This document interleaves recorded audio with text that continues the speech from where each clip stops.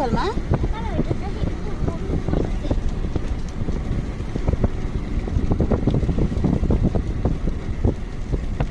চাহপাতৰ গছখিনি পাৰ হৈ থৈ আহিলোঁ ন?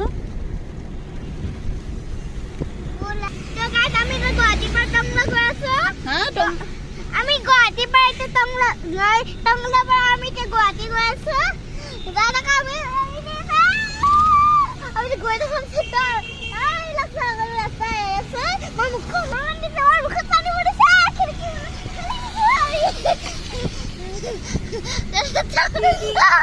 আৰু